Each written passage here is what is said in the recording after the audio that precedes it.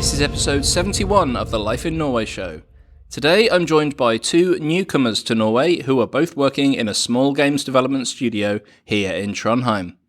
I've got to know both Jordan, originally from Texas, and Lyubov from Belarus over the past months as they work in the same co-working space as me. Today we talk about the gaming industry in Norway, how they found a job in a small games company, and what life is like here in Trondheim. So even if you're not into games, I think you'll find this episode of interest. If you are a gamer, be sure to check out the game Setback from Riddlebit Studios on Steam. You can find out more information about both guests and the company on the show notes page. Just head on over to lifeinnorway.net/podcast and look for episode 71. Happy listening.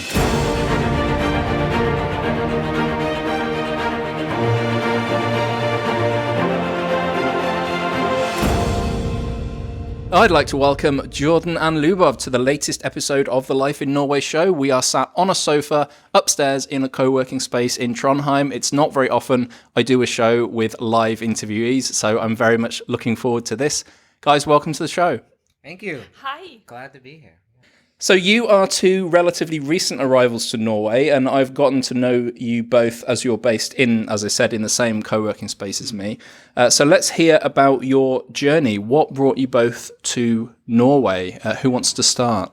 I came here to work in Riddlebit Software. It's indie game studio. So Jordan is my co-worker, and we are working in the marketing team here.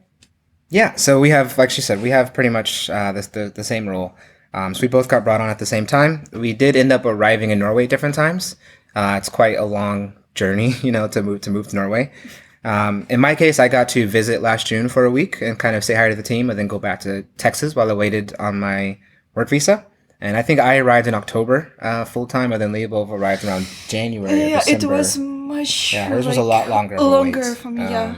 So yeah, but when she got here, it was a lot better. So we were working here, and yeah, I think they mostly brought us on because they wanted to kind of diversify and reach an international audience. It's ridiculous. I still remember that. Actually, it really took much longer for me than for Jordan. Yeah. So I was waiting for my visa here, my working visa, like residence permit, for 8 months. Yeah, I think it's definitely the American advantage. For him, it took 3 months.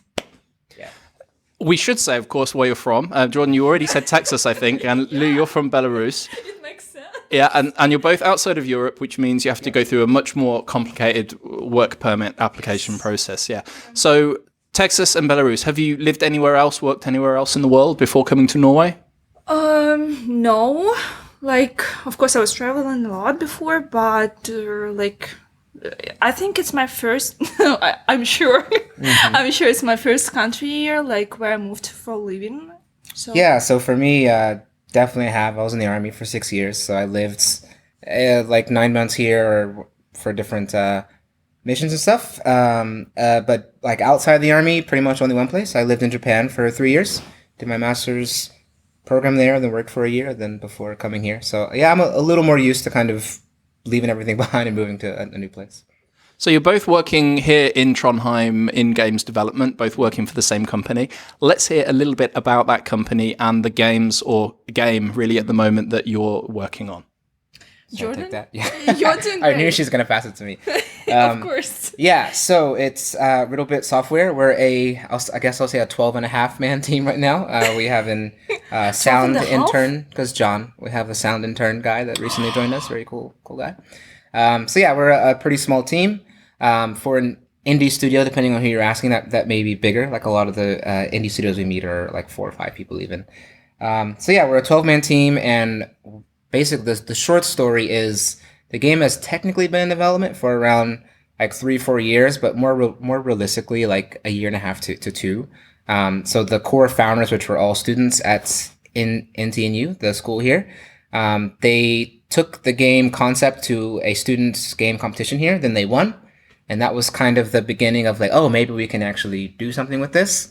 And then at another point, they got a pretty decent investment. And then at that point, they brought on me and Lyubov and Vegard and some of the other people that joined later. And yeah, so we're working on a game called Setback. It is a FPS arena shooter. So think like Overwatch or Valorant or Splitgate. It's called setback because instead of dying, you're rewinded back through time. That's kind of the main mechanic. Then there's like special Mario Kart like items you can use in the game. You run over and you can throw them and use them, which is cool. There's lots of like parkour stuff in it as well. Yeah, it's the very short pitch. Oh, Very and short. it's not released yet, so we're still working on it. We do play tests every now and again, about once a month. But yeah, we don't have an official release date yet. When we do, we'll drop an exclusive podcast for David. Release it. But yeah, it's being worked on. It's coming along well so far. And of course, you can have a look at Setback on Steam right now. There are some trailers and various other bits and pieces of information on there. I took a look today, and I really like the aesthetic. It's got this kind of sci-fi, not quite cyberpunk, but some kind of futuristic feel to it. I really like that. And that makes me wonder, within a games company, what's more important? Is it development or is it the art and that kind of high concept? Or am I asking a question that's about to get both of you fired? Well, this is a great question for It's marketing. very hard question actually, because some people can say, especially our developers, they can say that development and technical stuff is much more important than like visual part and art, etc. But for me, of course, as a marketer, of course, it's more important the visual part of the game and graphics, and it's very important for me the game to look pretty and attractive and cool, so players will see it on the store page, will like it, and they will wish list the game and play it. But it's actually a very hard question, because without development, of course, like it doesn't matter how your game looks like. So I think it's a shift in priorities as you go along. So right now, of course, like we want good marketing. I mean, we always want that, right? But I think like the visuals and how it looks and everything and how it's perceived is really important right now, and it will down the road. But as we get more players and as we're closer to release, and especially in post-release, then I think it kind of flips. Because at that point, you're trying to keep that player base alive and having them keep coming back and everything. But I mean, in this day and age of like TikTok, and you have 6 seconds to capture their eyes and stuff like that, when you look at what games are doing well on there, it's always these like very pretty, cozy games, very bright colors and stuff like that. There are absolutely cases that have like a unique, I feel like the ones that maybe you think are not visually cool, like they have a unique art style at least that will catch you kind of. So definitely from a marketing perspective, which is, our thing, the visuals win. But I think once the game is close to release, then it kind of flips.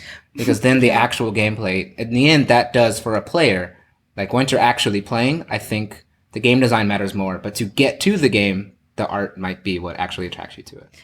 You can see where it's not excuse. Okay, dialogue goes, David. You've opened up the box. What I'm hearing is we could spend the entire podcast talking about this very question, but most people listening, of course, this is perhaps a bit too in the weeds for them. So let's move on and talk about the games industry in Norway in general. Like, you're both new to the country and relatively new to the games industry as well. But from what you've seen so far, what does the games industry mean for Norway? Yeah, so the general groundwork there is, so in the Nordics game industry in general is not that big, at least compared to like the US or Japan or China or Korea. But it's good. I mean, it's good, of course, and yeah, it's good. Most people have probably heard of Angry Birds, and probably not much more than that. The average person that's not interested in games. Well, there's a few big games. Minecraft is of course among them. I believe that's in Sweden. So Sweden is the really big Nordic game country. Yeah, like I remember when I first got this job, one of our investment groups was like called Kick-Ass, and I looked at their thing, and their mission statement was like to kick Sweden's ass in game development or something, which was cool. So yeah, that's kind of like the lay of things. Sweden is the big dog in the Nordics, but overall the Nordics are still pretty small compared to some of the other really big ones. But it's growing, and one of the really cool things about applying to this job for me was like if I imagined the US in the late 90s or the early 2000s, and when you were in the gaming industry at that time and where you are now if you stayed in, like you kind of got to ride this really big initial wave that no one knew would be as big as it is now. And you could argue that, maybe Norway and the Nordics might be nearing something like that. I think this is a nice time to be getting into the industry because like the games in industry is it's a bigger revenue than the entertainment one in general. And movies and that kind of thing. So it's becoming more and more normal to, for your kids to play games or to invest in games. It's becoming a more and more thing. So I think it's been growing pretty much every year. And I think that will only continue to happen. I mean, yeah, it's growing, it's developing, but actually I like that it's not such a huge industry here. Yeah, it's small, kind of small. But of course there are some well-known companies here as well in Norway. But I like it because this industry is so small, so we have connections everywhere. And we have friends everywhere. And right now, it reminds more like gaming family. And it's really awesome because our company, our studio, it also has some friends.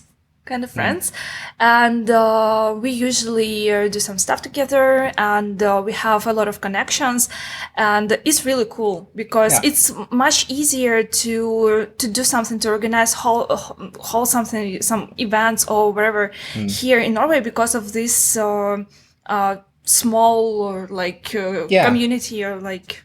As soon as you find out you're both game devs in Norway, you're like immediately kind of have that friendship kind of.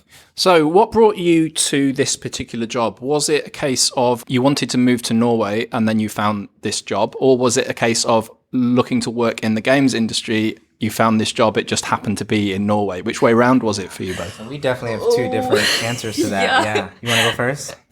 I can. Right. So, okay, for me, it was kind of fun story because, of course, first, I wanted to move to Germany because I didn't know that. Yeah. Okay. So, see, you'll be the first or like. Yeah. So. You might be the first, but you have just told a few thousand people, so. Yeah.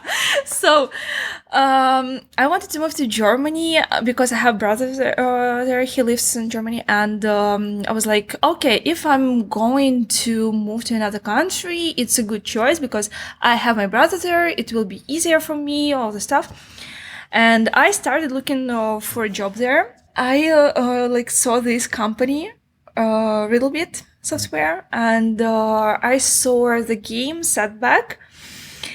I was like, oh my god, it's awesome. Oh, I like it. Yeah, finally I found it. I found something cool. So I decided to apply.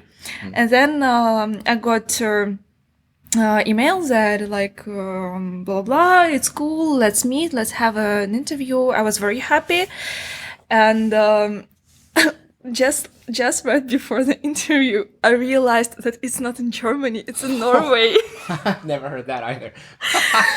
And like, but That's hey, but I really like the game, and I really thought it's in Germany. Anyone listening to this and who's trying really hard to find a job in Norway is going to be so angry that you accidentally stumbled into your Norwegian job. But I found something that I liked. Of course, like, for me, it was a cool opportunity to apply and to try to go there and to work on this product. Yeah.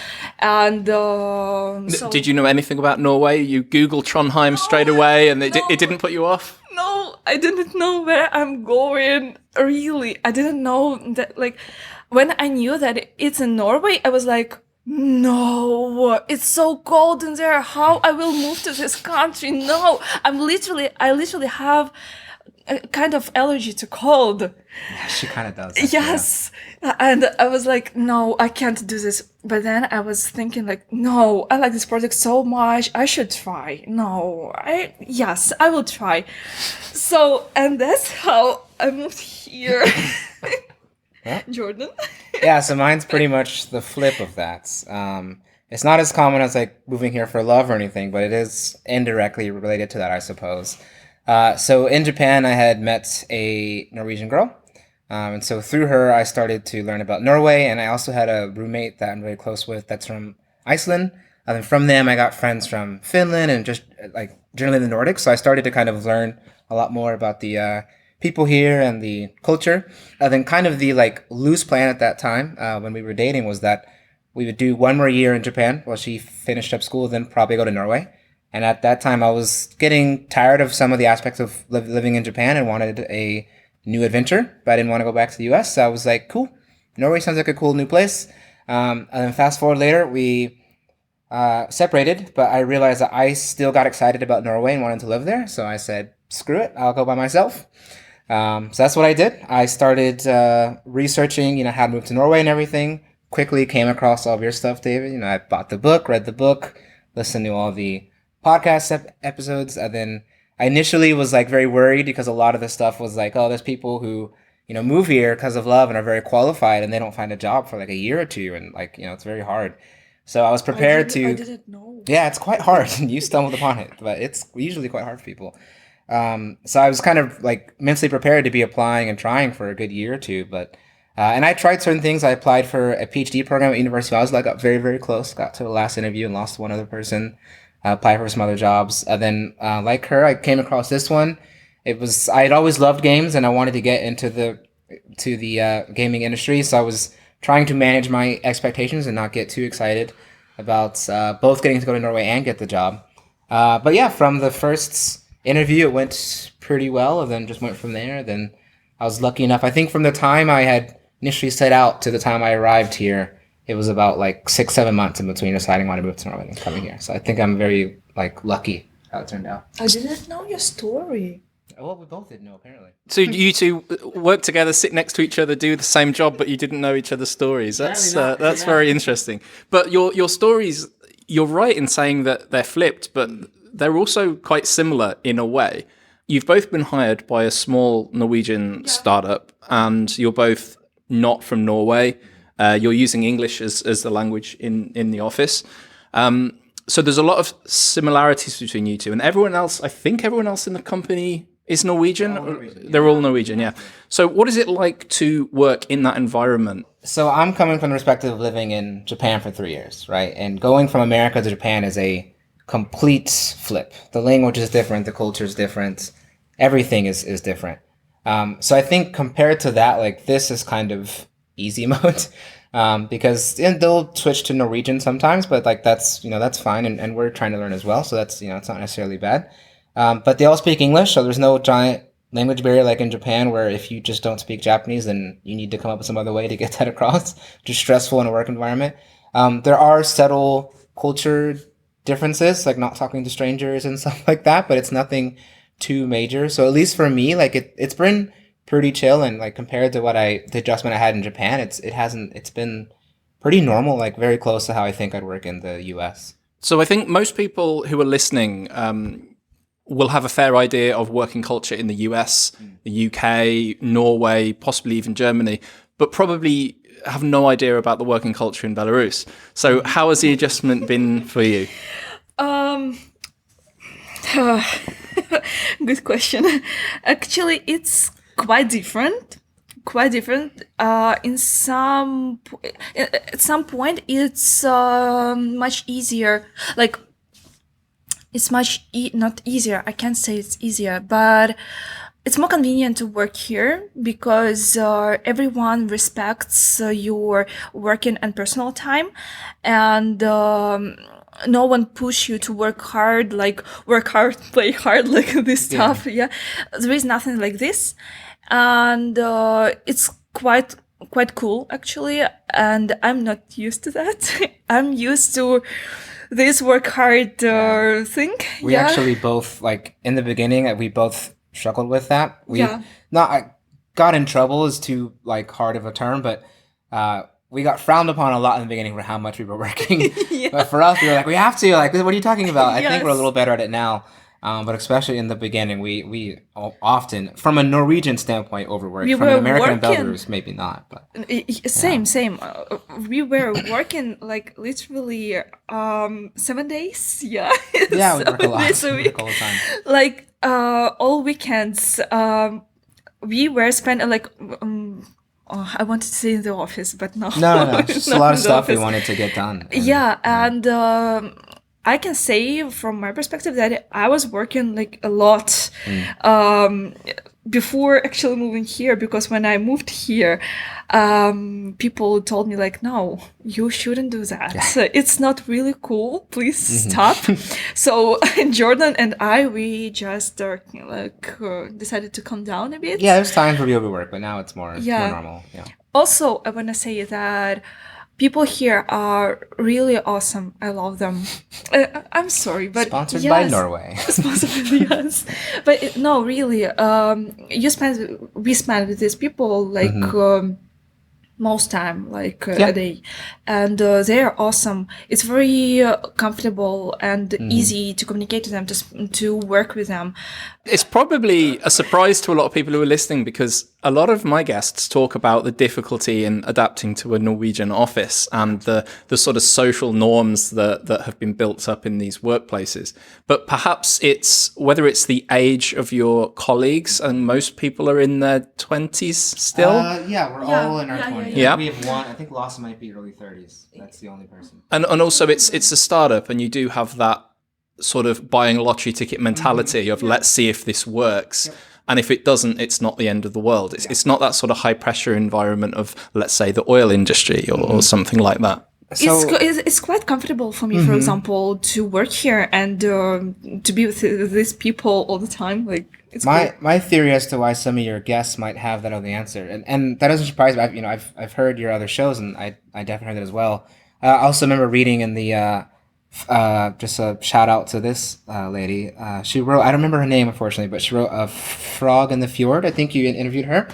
She was great, and after hearing that episode, I read the book, and she talks about that as well, right? Where like she had a meeting and they asked her how she thought it went, and she thought it was fine, but they're really angry. So I was prepared for these more like challenging cultural things. I think part of it is age, part of it is a startup. I think a huge element might be the industry as well.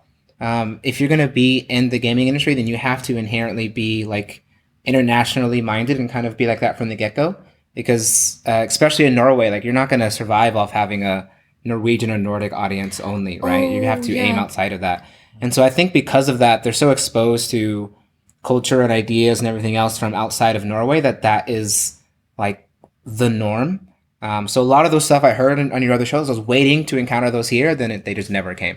Maybe the reason is in this actually that we work in gaming industry, because for example here in gaming industry in general, it doesn't matter like in which country you live, people everywhere are cool. No, really. And probably I'm just used to these people in gaming sphere, so maybe So you're both relatively new to Trondheim. How has the adjustment been to this city, moving to a smaller place with a different climate from what you're both used to as well? Oh, okay. I like this question. Yeah, go ahead. I'll let you answer first. I was born and I grew up in a small city, a small town, but I moved to Minsk and I lived there for many years, and then I moved here, and Minsk is much bigger, I can say this, than Oslo. But Trondheim, actually, I love the city. And of course, for me, it was quite difficult. It was quite challenging to move here because I wasn't used to speak English all the time, and my language wasn't so good. And of course, it was challenging, but I love the city, and I really can say that here I've never felt like at home like I feel here. I really feel like this place is like home for me now. I don't know why I got this feeling. Really, maybe because of the city, maybe because of the people or whatever. I don't know, but I feel so comfortable here. And sorry, but I don't like Oslo. Yes, actually, some people, they can consider it like offensive a bit. So I don't like Oslo because it's quite big city and it has this. I just feel exhausted there when I visit that city, and I really look forward to get back to Trondheim every time I visit Oslo, because I really feel like I'm at home here. Okay, now I'll keep my answer shorter, but I kind of did a full 360. I think most people move into Norway, they will look at Oslo because Oslo has most of the jobs. So that's kind of where I was aiming, and most of the stuff I'd read about and everything was about Oslo, and Oslo seemed cool. But then I ended up getting this job in Trondheim, right? And then I very last second kind of tried to learn a little bit about here. And now over time, now when I visit Oslo, I don't have the same negative feelings you feel because I came from Tokyo. It's not negative. Okay. It's not negative. I just like... However you want to describe them, yeah. I don't have the same feelings necessarily because I came from Tokyo. And Oslo is nothing in size or busyness, whatever, compared to Tokyo. So to me, Oslo is still pretty slow and chill and not packed. Slow? Yeah, compared to Tokyo, yes. How it can be slow? It's not Because slow. Tokyo is the world's most populated city. You're It's insane. literally just literally running all the time when you're there. Somewhere you even don't know where you are running. Anyways, so yeah, I was surprised to realize though that when I was in Oslo, I did miss Trondheim quite a bit, and definitely like even if worst case scenario we have to change jobs or something, I will try to stay in Trondheim to the best of my ability before I went somewhere else. So Trondheim definitely has grown on me. Yeah. Anything in Trondheim that you particularly like to do, whether that's a touristy site or just a cafe or something you like hanging out in? Oof. Also good question, but I think I like the general vibe of the city. I like just walking here, just go and actually I think that Trondheim became the first city for me where I can easily go and spend a lot of time just like on myself, just sitting somewhere, eat something, like just enjoy spending time just without anyone. I really can go somewhere. For example, in Jordan's place, he showed me one place here with the best pho in the world. Yes, it was Jordan's place, but he Stole it. Yes, I stole it. I showed it to her the first Sorry. time, David, and I was like, this is my secret place. None of my coworkers know about this or anything. This is my secret little restaurant. I know the owner well. And who do I see 3 separate times after that with no planning while I'm sitting there peacefully reading? Lyubov walks in with the most guilty look on her face, bringing the entire team with her. Yes, I'm sorry, but okay, I wanted just to share this feeling with everyone, okay? I wanted everyone just to enjoy this best pho in the world, yes? Yeah. So, I'm sorry. So do you care to share the name of that place with thousands more people now that you've ruined Jordan's special place? Don't even remember it, do you? Shame. Shame upon you. Sorry, okay? But, yes, so, my point is... Hold on, before you continue. It's called Pho You. I think it's just like why you after it, yeah. No. And it's right around the corner from For work. Jan, something like this. I think what I'll do is just include a link in the show notes, thank you. just to save everyone trying to write notes from this audio. Oh my god. So I like going there to sit alone, to eat this pho and just to chill.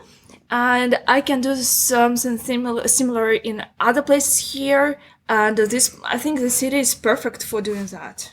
Trondheim has a very nice, like, it has a lot of nature, very, very close by, mixed with, like, you're not trading that for nightlife, which I think happens in a lot of other places. And what will often happen here too is like a lot of people live within a reasonable walking distance. So you'll go out, you'll have fun or whatever. Then you'll have this cool, like, fun walk back. It might take anywhere between 30 minutes and an hour. But by the time you get home, your buzz is gone and you're feeling good. You can go to sleep. So that's one of my favorite like parts of Norway. Of Trondheim. It's a very like walkable city, and like the walk is enjoyable, and it's a nice mix between everything. So I think you may have sold a lot of people on the idea of working for a small gaming startup in Norway. If someone is listening to this, whether they're a developer, a graphic artist, or a marketer, and they're interested, do you have any advice? And I'm wondering maybe you two aren't the best people to ask. Maybe I should go and ask the bosses over there. But what are they looking for in when hiring someone, especially hiring someone from abroad where you don't necessarily have like the chance to really get to know them in advance very well? That's a very good question. Yeah, good question. But from like my personal opinion, maybe it doesn't also depend on the country, but Probably not. I think that it's very important to just be yourself on the interview because I don't remember if I did something special or whatever. I just was talking to these people and Actually, I remember this interview to be the best interview in my life, I think. Job interviews. I'm sorry, yeah. Why are you laughing? Yes, it's true. In terms of what, how easy it was to kind of get into it, or It was about people. I had an interview with our game producer Jonathan and Lars, CEO, yes, of the company, and I was pretty nervous. I felt nervous on the interview, and they just told me like, "Okay, relax, it's cool. No suited ties here. Like everything is cool. Just let's talk." And I was just myself. I was just speaking to these people and talking about my previous experience, and we even we're talking about games we like, and it was cool. Actually, it was just a casual talk, and I think that the main purpose is just to be yourself, I think. Yeah. So I'll try to give a little more targeted advice for like gaming and stuff like that, specifically if I can. More useful. It's good advice, but be yourself is what everyone says for almost any advice. It's good. It is true. People it's why everyone sometimes says it. try to.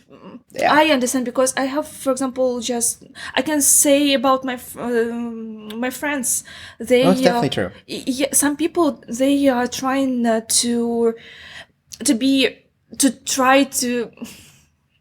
like, You're trying to be the ideal candidate. Yes, this ideal factor. Yep. And I'm not sure it helps. Yeah. So for the gaming stuff specifically, though, so there's two things I've kind of seen help. One, whether it be for our company or when I was researching, the best things to get into gaming and everything. One kind of more unique thing for gaming. It's true for everyone to an extent, but showing your like passion. For maybe specifically like that game studio's titles or what they're working on now, that kind of thing, or just that you're a gamer and that you care a lot. That's even more important than I think other jobs that you might be applying for, like accounting. Sure, show that you're really passionate about accounting and the numbers that you're going to be doing, but it's like that sometimes might even come above like skill. And I think a unique case for me and her was that we were hired for a lower level position. It's a startup. We're not in a position to hire someone that has 15 years of experience. So I think they were looking more for passion and can we learn the skills and that kind of thing, rather than do we actively have the skills that we need. And I think that is probably like can be applied to a lot of different things. So I can tell you, Lyubov, very confidently that a huge thing that like stood out for you was your energy that everyone listening to this can hear. So that was like a really, really good thing, right? To get in a community and like a marketing manager, right? She's very happy and that kind of thing. So I think like you're welcome. Laying into your strengths is a good thing. Whereas me, like I'm naturally a bit more like calmer. So that's not necessarily my strength. If I tried to be like very, very chirpy, it might come across very weird or fake. And so for me, I try to lay into my strengths. What I had done is I actually like the first interview went well. I thought it went well. But I loved the job, so I did a little extra homework, and I don't know if I ever told you this or not, but I submitted like an extra like marketing plan of what I do if I got the job, kind of the first 2 to 6 months of the job. Like, here's what I think you should do up until release and that kind of thing. And I kind of sent that as like to kind of prove and show that, I know what I'm talking about, good ideas and everything. And that seemed to do well as well. I just realized that probably I can name 2 things, actually. Probably really more useful. I think that the energy factor is so true, because now when I'm thinking about that, when you have a lot of energy and passion for something, for example, I have passion for games and Jordan has it. Like I love games and I want to work on this game specifically, and I've always dreamed of working in gaming sphere, because it's cool when you're a child and you play games a lot and you like games and you're literally like getting punished all the time for playing a lot. We're part of the gaming to life. Yeah. And of course I was dreaming of working here and I have this passion now. And I'm really happy that I actually managed to do this. Yes. I also think, I don't know if you know this, but I'm fairly certain that originally they wanted to hire one person. But then we both did a very good job, and they couldn't choose, so they ended up giving it to both of us. Yeah, and That's the original intention. And the second thing, I can say I made a research on the game. Actually, I was reading about this game. I looked at the website and the Steam page, and I looked at some screenshots, and I started thinking about it and researching, and I realized that it also probably helps you on the interview when you are showing to the for example, in our case, it was producer. When you're showing to the producer that you know a lot of about the product you're applying for, Yep. So I think with all that advice, you're going to have to pass on my apologies to your CEO for the flood of applications that they are about to get. Where can people learn more about the game and the company?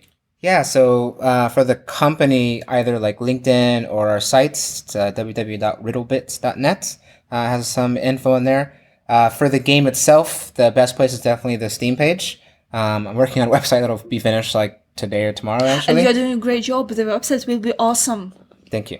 So we'll soon have that, which is just, I think it's just setback.com or playsetback.com, one or the other. But I think if you want to get like a good feel for the game, a good idea too is if you have TikTok. We're very active on there, so play setback on TikTok. So either there or the Steam page, and you can see where to sign up and what it's about. And merch store. It comes soon. And merch I'm store working soon. on merch store. It will be awesome. Yes, it was very important information. Yes.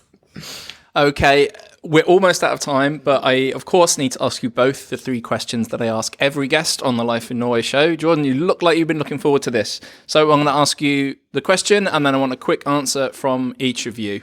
Okay. So, what is the best thing about living in Norway? I know. Jordan, you first. Nature and work culture. Actually, nature, yes. Nature and people. And the most challenging thing so far? The language. Everyone speaks English, so it's hard to practice and have to use it. To be far from home. No, really, because it's a new country for me and foreign country. That's fair. Yeah. And finally, your favorite place in Norway, whether that's an entire town or a tiny secluded spot on a hike somewhere. I'm going to butcher this word, but pretty much any beautiful hytta, which is a cabin in the woods. Those are amazing. I have several. Can I? The tram in Trondheim. That's, oh my god, the tram in Trondheim That's is your top awesome. Experience is the tram in Trondheim? Yes, wow. Yes. I'm sorry, but every person who visits this town, every person should go and have a tram. Shout out for David, because he has an entire YouTube video where you can ride the tram with him. It certainly is. There is an article and a video which about the tram in Trondheim, which I will link to on the show notes page. Oh, tram is awesome here. Oh, and Dovre. It's not Trondheim, but I'm sorry, but I visited that place and I'm in love with this place, and yeah, that's all. Jordan Lyubov, thank you so much for joining me today. It's been an absolute pleasure. Thank you as well. Thank you.